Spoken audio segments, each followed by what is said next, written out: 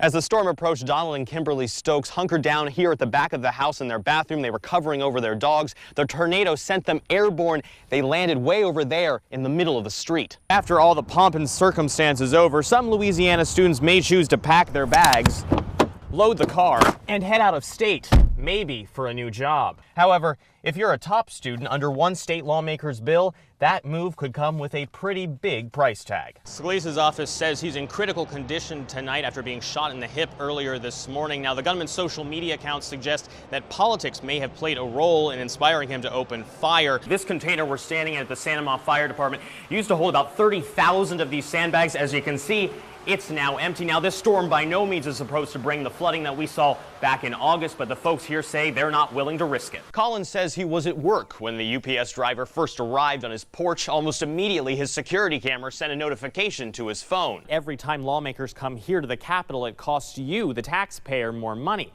For example, lawmakers are each paid $157 a day, which doesn't sound like a lot.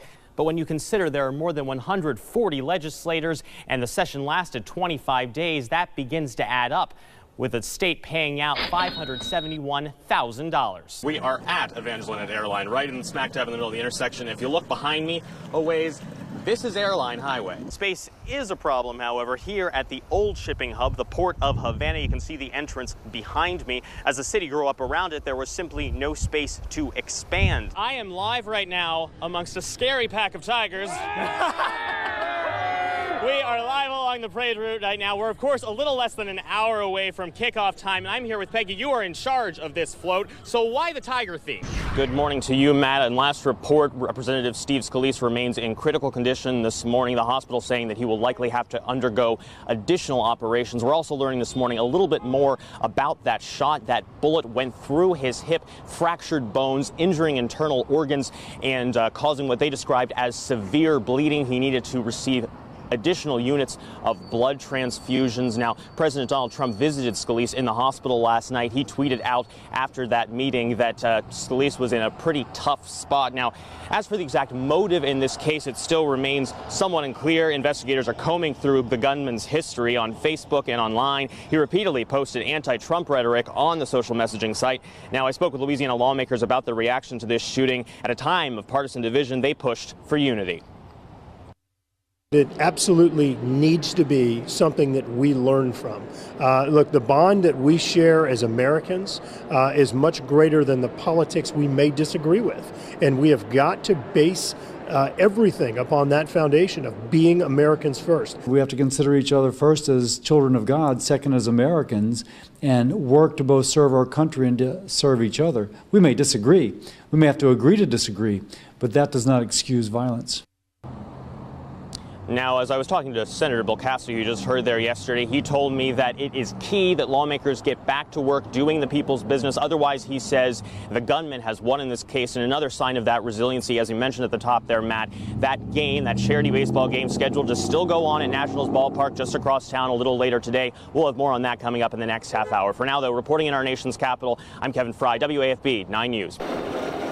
From the air, the sights are all too familiar to those from South Louisiana. Homes, roads, entire communities underwater. I've seen it on TV before, but I have never been in it. 87-year-old Madison Self is one of a dozen rescued from a senior center today, escaping as the water came up to his waist. Nearby, James Thibodeau and his family struggled in the floodwaters until the Cajun Navy came along, saving everyone, including his 9-month-old daughter. We were wading in water this deep between the two houses. At this location just outside of Orange, Texas, teamwork is the name of the game. The Louisiana National Guard, Wildlife and Fisheries, and State Police all working alongside folks from Florida as well as the Cajun Navy to conduct search and rescue missions. The governor and his team flew to the Texas-Louisiana border, meeting with Louisiana's first responders sent there to help those reeling from Harvey's powerful punch. They then traveled to Lake Charles, to one of several shelters set up for those fleeing the high water. Man, I've never seen this in my life. It's like I'm living in a nightmare right now. While some, like Isaiah Logan, came from Louisiana, most seeking refuge there are from Texas, Louisiana opening its arms wide to its Gulf Coast neighbor. We've been through this, and we've seen it, and the opportunity to help other people, we know how important that is. In Southwest Louisiana, Kevin Frey, WAFB 9 News. Young or old, being pulled over by police while on the road can be a nerve-wracking experience. Just ask Senator Ryan Gaddy. I put my hands at 9 at 3 o'clock. I had my paperwork ready. And, here I am, a new state senator, and I had so much anxiety I was starting to sweat a little bit. Now the Republican from Bossier City is pushing a bill aimed at easing the anxiety. His solution? Train new drivers on what to do when they are stopped by law enforcement on the side of the road. The bill makes those best practices part of driver's ed. The officers have a plethora of training. How to stand, to turn on their camera, to do the different things at a traffic stop. What we found is that the other side of the coin did not have a lot of training. The goal, he says, is to ensure safe, peaceful interactions between the officer and the driver. The same goes for a bill by Baton Rouge Democrat Edmund Jordan, changing how cops act during those traffic stops. When you get pulled over, you have to get out proof of insurance. Oftentimes that means reaching into your glove box. However, that sort of movement can make an otherwise normal interaction suddenly very tense. The officer doesn't know if he's reaching for what he's asked for, if he's reaching for a weapon. His hands aren't able to be seen. The driver has some of those same apprehensions and fears. Jordan's bill requires officers to search an electronic database to check if the driver has insurance, even before approaching the car. If the vehicle does not come up on that database, the officer can then ask to see the insurance card. This, to me, really is just a public safety issue. At the Capitol, Kevin Frey, WAFB 9 News. We are a little over 4 feet with the water level. Byron Como is still struggling to make sense of it all. The floodwaters left a destructive path of the Magnolia Veterans Home, broken tiles, waterlogged walls, mold. Mattresses left sopping wet. Our computers, Wi-Fi, everything is gone now. Como, an Army veteran himself, along with his wife, have owned the center on Florida Boulevard for the last 15 years. Never once has it flooded. The facility serves as home to a small handful of veterans, all of them in need of constant and intensive care. Each suffers from bipolar disorder, schizophrenia, or PTSD. It's very, very hard for changes to happen to them. So when you have a change, they don't understand the change. But last week, one of those changes came in the blink of an eye as the waters rose around them. Donald Crochet is one of the residents. It was coming fast. I told Mr. Moore we'd have waited 20 more minutes, we wouldn't have better left. Cleanup is now underway. It's a process that could take weeks or even months. But Como and his wife are determined to bring their soldiers back home. It's a hurting situation. We can come back from this. I know we can. In the meantime, the vets are staying here in North Baton Rouge, many counting the days until they can go home. But today, amid the despair, smiles. Members of a local VFW bringing donations to help these vets and their caretakers in their time of need. My heart is just so full. I don't know what to say, but thank y'all so much. There is people that care. People do care, and this is the evidence of what people do for you. Kevin Frey, WAFB 9 News. Hello again from Havana. The deals signed today are by no means official trade agreements. The embargo prevents that, but Louisiana leaders say they are a step in the right direction.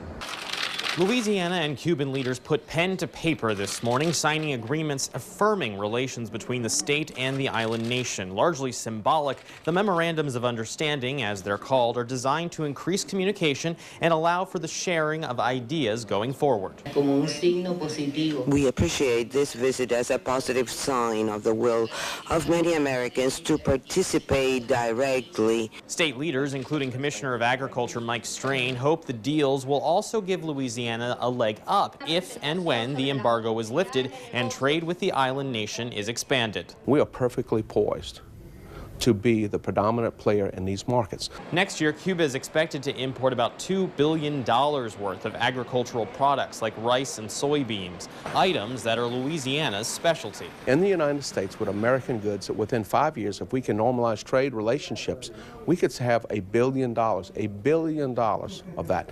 We fully expect Louisiana to have a lion's share of that. Even with the embargo in place, Louisiana has been allowed limited trade with Cuba for items deemed necessary for humanitarian reasons. But that trade has waned in recent years as Cuba's economy struggled, cutting back on their ability to pay. Looking around Havana, it's hard to miss the extreme poverty, in some cases just a block from major tourist hubs like this park. Strain says because of all this, the embargo should be lifted sooner rather than later. We have to renormalize these negotiations so that we can trade just like with any other country. But any chance of that could still be a long way off. Coming up tomorrow, the Louisiana group on the ground here in Havana will be visiting a port that is currently being expanded in order to entice more trade to the island. We'll have updates for you along the way. For now, though, reporting in Havana for the Raycom News Network, I'm Kevin Frey. Overnight, detectives were on the scene of another deadly shooting in Baton Rouge. This is what it looked like last night around 10 o'clock on Laurel Street near North 26th Street. That's where Baton Rouge police say 21-year-old Anthony Campbell was found dead from apparent gunshot wounds. Detectives have not said what led up to the deadly scene or whether they have any suspects in mind. If you know anything that may be able to help those investigators, call Crime Stoppers at 344-STOP.